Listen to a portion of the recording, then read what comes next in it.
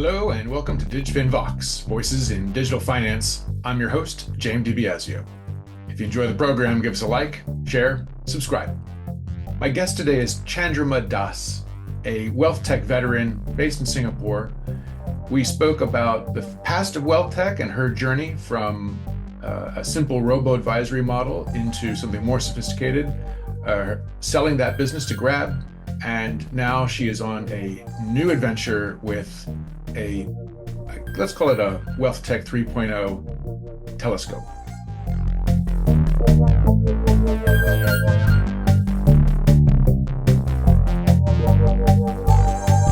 Chandrima Das, welcome to DigFin VOX. Jame, thank you so much for having me over today morning. So I'm looking forward to speaking with you. We've known each other quite a long time. You launched your first, I think it was your first Wealthtech startup around the same time I just got DigFin off the ground. You had a terrific exit, and now you're back in the trenches with a new venture. So keen to speak with you about that career and what you're doing now. And put that into context, really, I think you are sort of a proxy for, you're based in Singapore. I think you're sort of a proxy for Wealthtech in a way. You've sort of been there through many iterations of what it means to be Wealthtech. So I'd love to learn more about that. I think we can add some value for our audience. So Chandrima, before we get into the new stuff, why don't you just tell us really quickly about kind of that arc of your career from Bento on? More like an arc, I call it a sinusoidal wave. Okay. Up, down, sideways, in every possible direction, and in the best possible ways. So I started like a founder. It is that's how it is, and that's the journey that people like us get drawn to. And we kind of DigFin and Bento, we started together. You and I, in our entrepreneurial journeys, have grown up in the industry together. So I'm super excited to be here. Okay, great. Well, let's for people who may not know what Bento was, talk to us sort of like what you were thinking when you created that. It was sort of like an early robo-advisory kind of thing. But walk us through a little bit about that, because I think it might give us some insight into kind of where the industry itself has moved on. I have been largely on the institutional side, and within wealth management, from ops to product development, to doing risk calculations on complicated Excel. I started my life as an Excel jockey, doing stuff, or to marketing materials. Within that vertical, I have done literally everything. But outside of wealth management, I haven't done much, but I do understand a bit of technology. So at one point, coming from the institutional side, I always knew that the way institutions invest their money and what the retail offering is, the delta is massive. And the only bridge between the two is and was technology. That was the genesis of Bento. We called it Bento not in a frivolous way, but just like the Bento of Japanese food is, it is balanced. It has all the components, but it is not rigid. If you don't like rice, you can change it with soba. And it is not cheap. It is priced well, it is balanced, and it has everything you need for your investment. So that was the thesis for Bento. And we partnered with Mercer because that is the data that large part of the global big institution use for their risk management and asset allocation. And with technology, without having a consultant who charges hundreds and thousands of dollars, we brought it to the retail. Right. So Mercer would have all this information about funds and asset management performances across all asset classes around the world, big pension funds, et cetera, purchase this data and use their consulting services to help them select managers or or help them with portfolio construction. And you were basically turning this whole long-standing, decades-old institutional process into an app, I guess, or a process based on digital technology that allowed retail investors to have some access to those same concepts. So what we were focused on is that capital market forward-looking assumption. That is the crown jewel for any institution. How much can the market fall in the long term and in the short term? Short term meaning 6 months, and long term meaning full investment cycle. and then construct your optimal portfolio based on those capital market assumptions. Value at risk and so on. Yeah, absolutely. And then we had a capital market license, and we started to onboard users. And at that point of time, coming to the arc in your word and the sine curve in my word, is we realized that the cost of onboarding customers was very high. And people always say there is first mover advantage. There is also a first mover disadvantage. So we did not have the VCs who came in later into this space writing a big check. So, but because we did not have that, an even better outcome happened. We changed our tech stack and we said that, okay, so rather than fighting with the banks, we would be a toolkit in the bank's armor. And we converted to enterprise SaaS at that point of time. We worked with Yuenta, we worked with Sam Commercial Bank, and we had started to work with Grab. Right.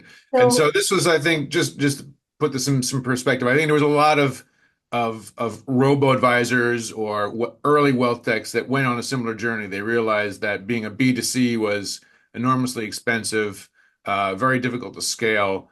And so we saw quite a few of them either abandon B2C entirely and pivot straight to B2B and work with the banks because the banks have the customers, they have the distribution, or they might have kept a little bit of B2C just to sort of keep a toe in the water, but essentially had made that move.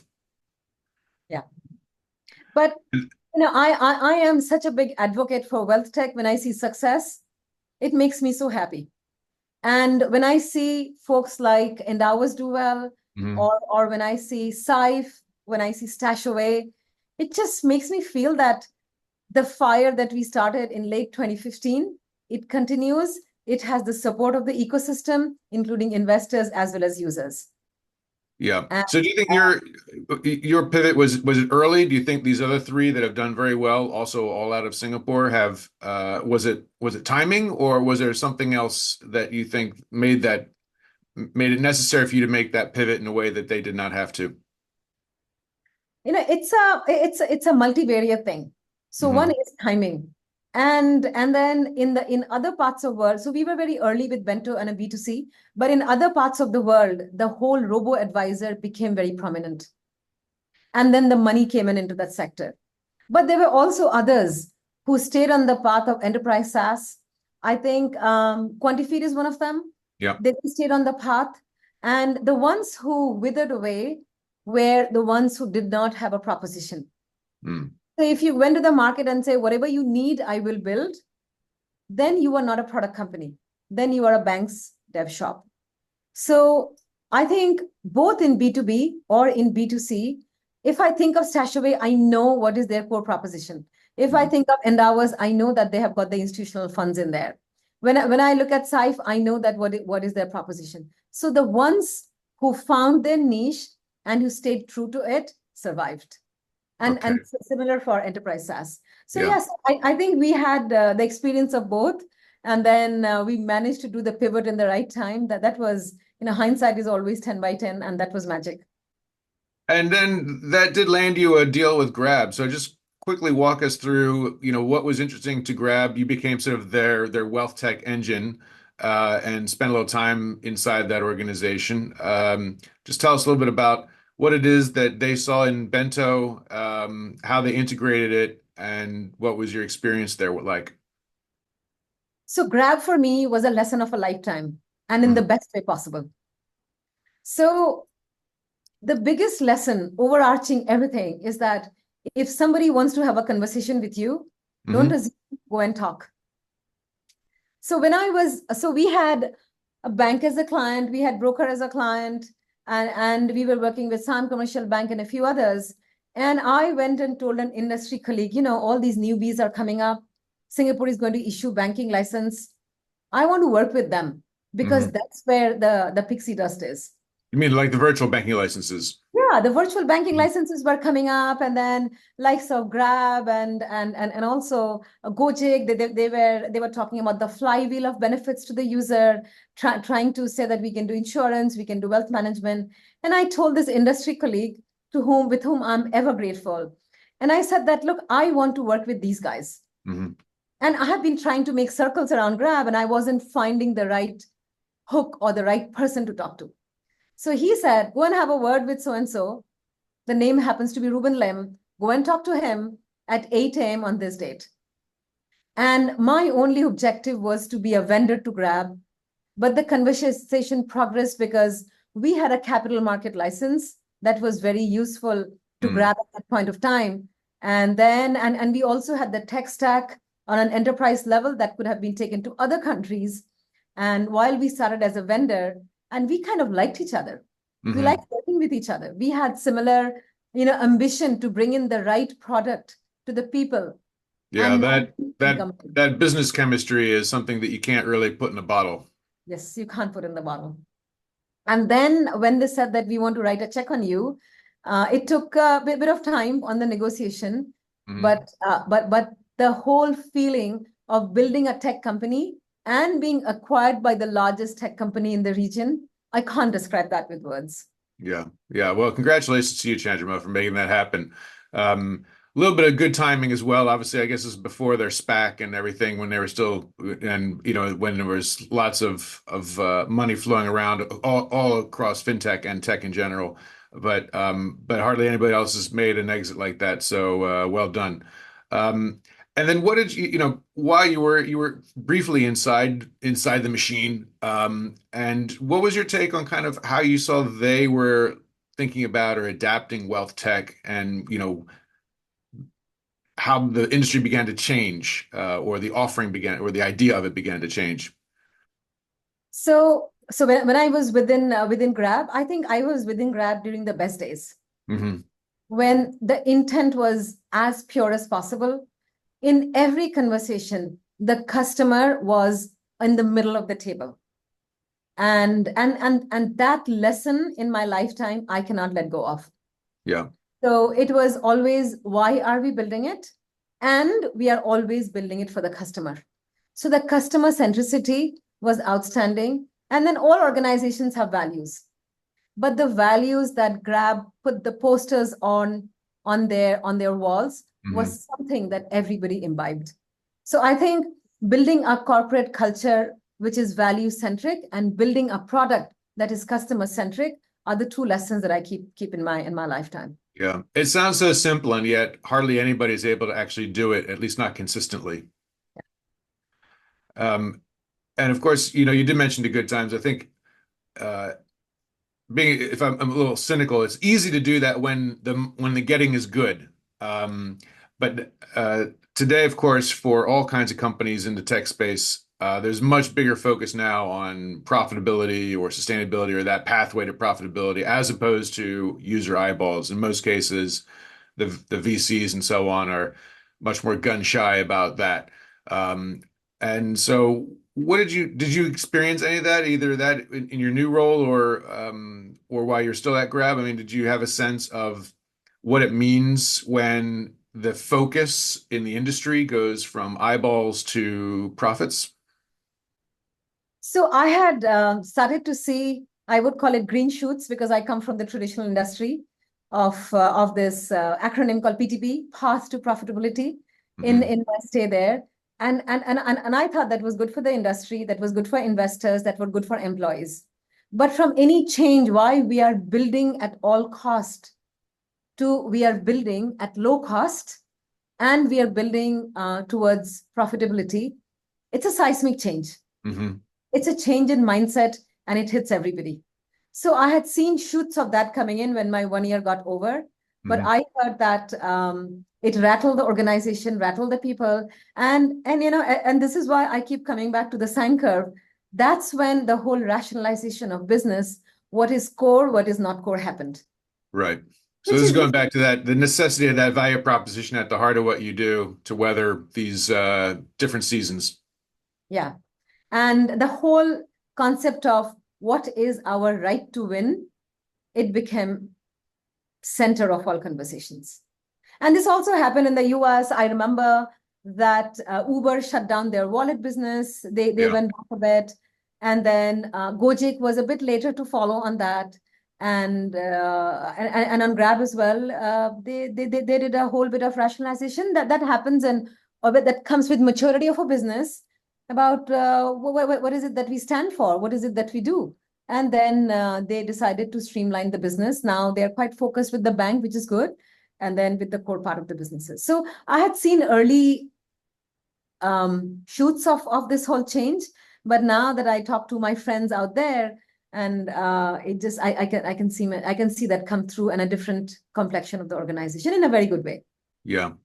So you're a founder who's successfully exited in Singapore, and you're still in the wealth tech space. You've got a new venture now, still very early days. I know you're still sort of looking for funding, but tell us a little bit about this new company, Teleskop, and a little bit about the business itself, that core value that you're trying to bring, and also I'd be interested if you feel that it's part of a new era now where money is harder to come by, and so you're launching into a very different environment than when you launched Bento, for example. Yeah, it is absolutely crazy with fundraising, and people say, "Oh, second time founder." There is nothing called second time founder. You're still first time, huh? You're always first time. You can do it 10 times and then you're the first time. You're still a rookie. Okay. So, and also times are absolutely crazy. But in a way, the good thing is the questions that we get asked are spot on, are sensible. There is The VCs have matured as well in that sense. Have matured. Yes, the VCs have matured. This whole thing of eyeballs, as you say, it's become minimal, but it is not gone yet. But it is minimal. So now coming to Teleskop, the whole genesis of it is that within a bank or a broker, I can do whatever.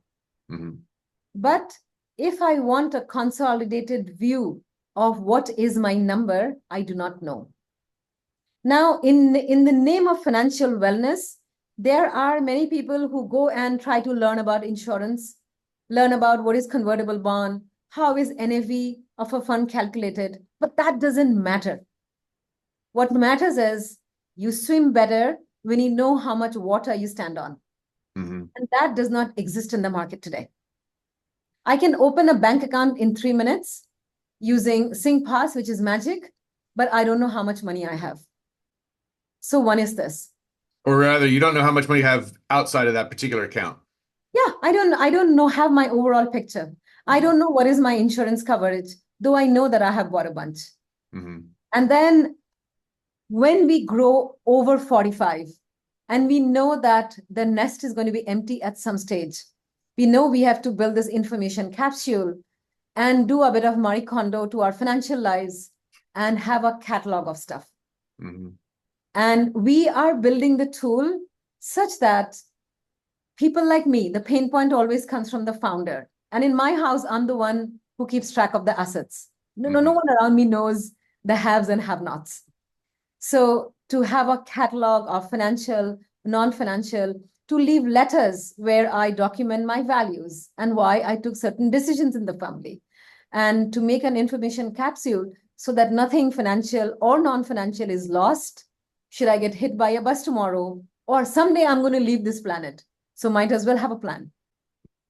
So there's a couple of questions I've got about this. Let's start with open banking. We hear about open banking, data sharing, open APIs a lot. To what extent, if we had a better open banking regime, would this be necessary? I.e., you could ask your various providers to share that data, and you may not be 100% complete, but it would be, rather better than what people might have access to today. Like today, 6 out of 10 people keep some Excel. It takes them 2 hours on a weekend to update. And many in my generation take printouts and put a label for the partner, spouse, husband, wife. So it is absolutely bad, particularly for a digital forward economy in which we live in. Now, coming to open banking in US has existed. It has been largely orchestrated by the regulator. And there we have likes of, we have aggregators like Personal Capital.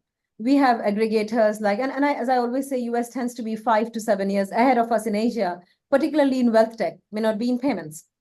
And in that space, they have a number of aggregators and they have a number of legacy tools. So as open banking eases the pipes for somebody like us, visualization of everything that you own and the analytics get more powerful. Right now, we are using a large language module to read your statement in any language, any format, populate in the schema, and make charts out of it. But tomorrow, if we have pipes, then it becomes real time. So we do not want to wait for open banking. We have seen some initiatives such as SG Findex. It is bound to grow given how pragmatic our regulator is. And also there is open banking in Australia, which is our next port of call. In Europe, we have seen PSD2, where customers' data belongs to them, and there are a number of visualization aggregators that has come up. So it is early days in this part of the world, but we are pedaling in the right direction, and we are looking forward to those pipes being opened up. So then how do people get access to all of their various accounts and put them into one place? I mean, that's a service you offer, but how is it done if you don't have that kind of connectivity to everybody's bank or insurance company or what have you? So if you are higher end of affluent, most people have 2 bank accounts and 1 broking account. It's a bit simpler. The moment you get to north of 1 million, and our target segment is not ultra high net worth, but somebody between maybe $500,000 to up till $20-30 million, where the money is hard-earned, both parties could be working, and there is no overall views. So this is the segment where the pain is maximum and the propensity to pay is very high. So we offer the segment 3 ways of uploading. Upload any statement in PDF. We have the AI engine to read the holding and the number of units or shares and make charts out of it. So based on that, so it's a fixed in time reading of that particular PDF. It is fixed in time reading. And then we have data feed in a partnership with Morningstar, and such that your prices are updated every single day, and you have news that matters, which is curated because of our partnership with Morningstar. And you can see your net asset value grow, and then you can upload your will. But the brokers operate in a more open architecture way than the banks today. And we are in our roadmap, it is plans to work with the open API of the brokers by customer consent. Okay. But that's one way. Yeah. So that is one way. So we want to offer, if you have an Excel, just upload the Excel. If you do not have too many holdings, which most users do not have long list of holdings unless they have a DPM account, then just key in the few stocks and the few deposits that you have. Various financial players, private banks, for example, have been trying desperately to get people to give them access to the other accounts they hold so they can give them a holistic view, i.e. they can sell them other stuff. It seems to be a tough ask. What do you think is the difference that you can make in terms of getting people to really show you the totality of their assets and their liabilities? So there are 2 things on that. So the first, before I get into the differences, I would say the aggregate information that a financial advisor may have, that is gold standard in terms of dealing with the customer. We users, we have proliferated bank account for a reason. We don't want to share it with that banker. So what is the middle ground? The middle ground is 2 words, I would say. One is independent. So as an example, we would not backflow data into any bank. We are not looking at investments by a bank. That means we build it with the customer centricity. I built the whole product for Teleskop for the end user.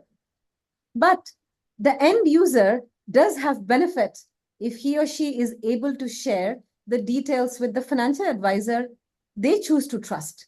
And then the second word, the first word is independence. The second word is consent. So if I'm the user, I can give consent to my financial advisor to access parts of information that helps me help them with better advice. So independence and consent are 2 key in an aggregation product.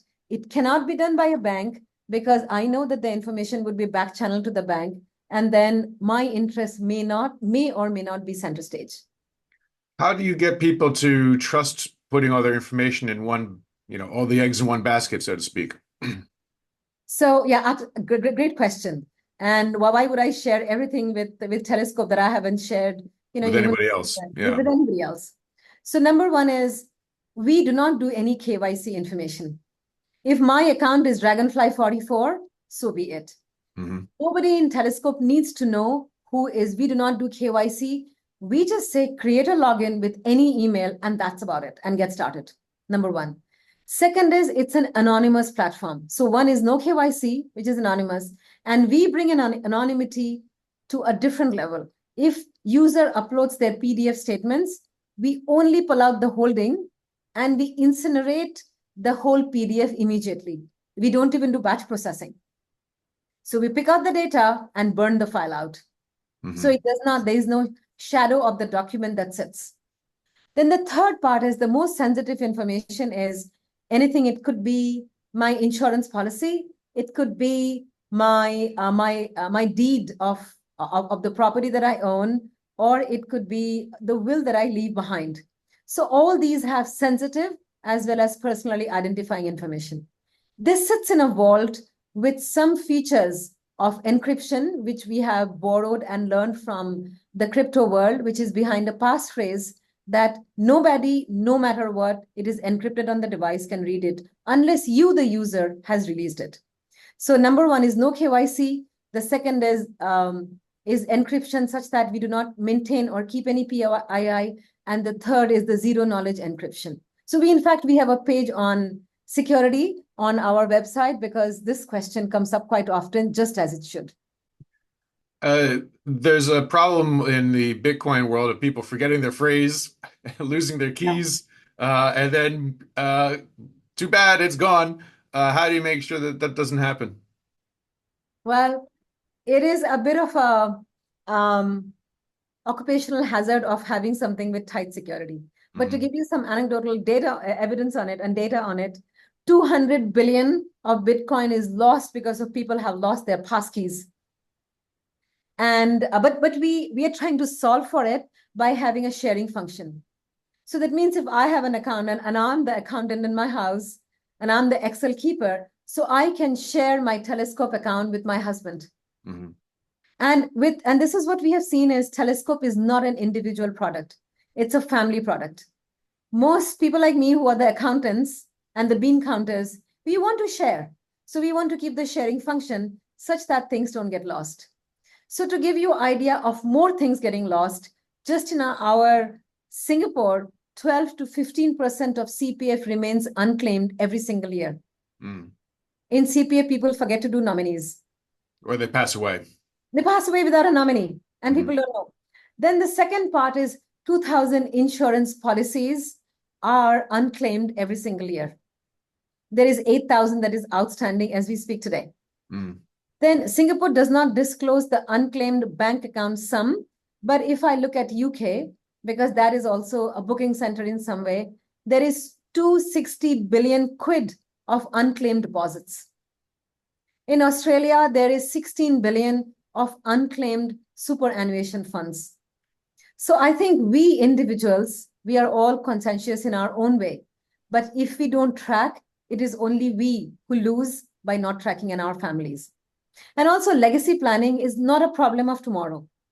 We think we can procrastinate, but it is a problem of yesterday. What's the way that you approach the B2C side of this business? Because a lot of this sounds like legacy. There's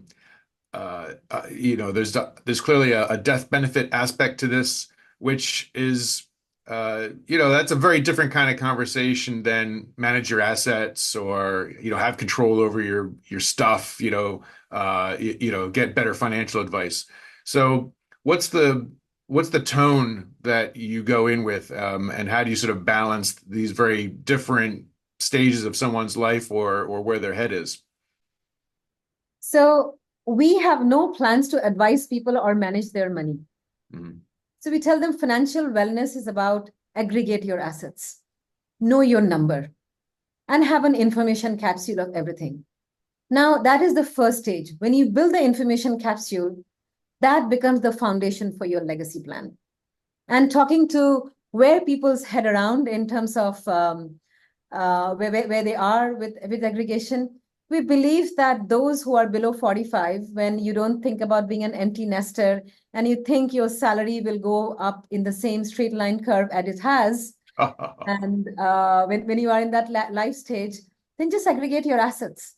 Just have information of what do you have your name on. Share it with your family, and just make sure that you are covered in terms of insurance and on an adequate fashion.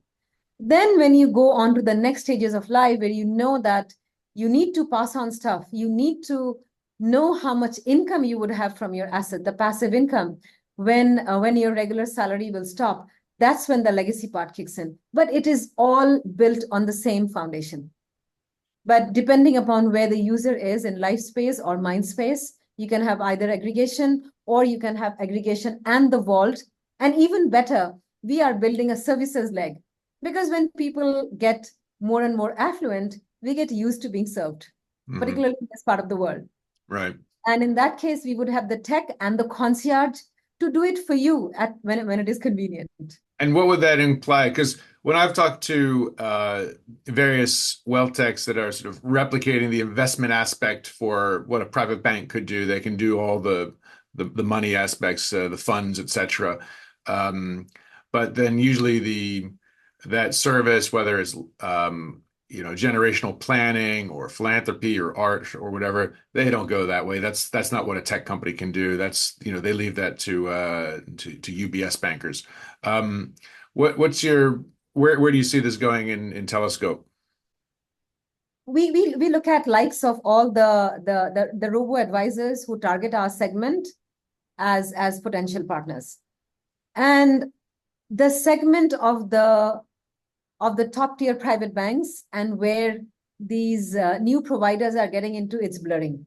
And that is coming more so from the new generation or passing of generation of wealth. And they are very open to technology.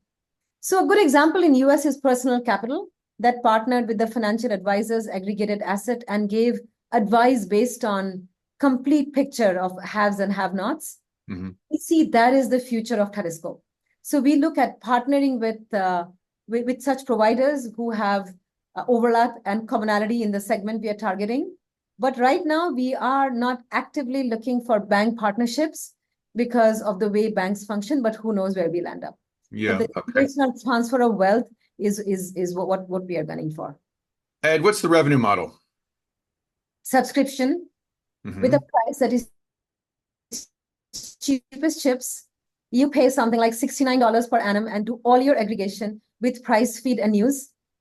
Then if you want the digital vault and the encryption plus aggregation, you pay something in the tune of $16 per month with an aggregate of 199 Singapore dollars per annum. And with the concierge service, we are trying to find the value, the price point, as we don't know how many statements would they have, how much time is required. They may have whatever. You can end up in a house that has got 45 art pieces and 25 carpets. So we don't know. We are doing a price discovery on that. But for the DIY functions, we know we are priced very, very competitively. Right. And is there any B2B component to this? Oh, absolutely. We want to work with financial advisors. We want to work with insurance agents. We want to work with estate planners. We want to work with trust companies, because that's where the synergies are maximum, and we can outreach to a number of customers in a bulk rather than onboarding one by one. So when you think about the business, when you pitch it, is this a B2C business or is it a B2B business with a B2C front end? So it is a B2B2C combination of the two options that you mentioned. And we look at B as the channel partner, and we can unpick that based on the advantage of the customer and how the B in the middle can serve them to the best. Now, as an example, if we work with trust companies and if we work with estate lawyers, then we can say they can be the executors and they can receive the information from Teleskop should something happen. So it's very complementary with all the channel partners that we are looking to work with. I feel like we've come a long way from 7 or 8 years ago when Wealthtech was about here's an ETF based on three risk things that you put into the app. What's the where do you see this whole wealth space going? What adds value now in Wealthtech? I am after having used some of the AI LLMs for reading statements, for doing summary of life insurance statements. There are a lot of startups and a lot of companies that use the word AI in a very frivolous fashion. But if you stop saying that I am AI, whatever, the back end ease of use that AI can do is infinite. But I don't believe that AI can do predictive yet, because it consumes mostly in English, and English is not just one language. My vocab and your vocab could be totally different. My humor and your humor could be different. So I'm not big on the predictive ability on AI right now, but in times of data ingestion, in terms of doing summaries, in terms of doing process, like the insurance agents, they do gap analysis. Now AI can do that in a matter of minutes if you put in the right information. Right. And then things like calculating the risk of a portfolio and doing some bit of work on that. You can use multivariate models very quickly. If I have 10 bank account and I am expected for my own sake to read the summary of the house view of the 10 bank accounts and the fund houses that I have, that AI can do in matter of moments, and it can say this is what Morgan Stanley is saying versus JP Morgan. So many of the larger banks, particularly the US banks, are using it for their own internal use. And I think it is just time when something like that comes in the hands of us users. So I think AI propelling the back end, but not powering our decision making. Sounds good to me, Chandrima. Thanks so much for taking some time to speak with me at DigFin VOX, and good luck with the new venture. Thank you so much. I need heaps of that. And, we kind of grew up in the industry together, and I really appreciate you reaching out and having this conversation when we are going live and raising money.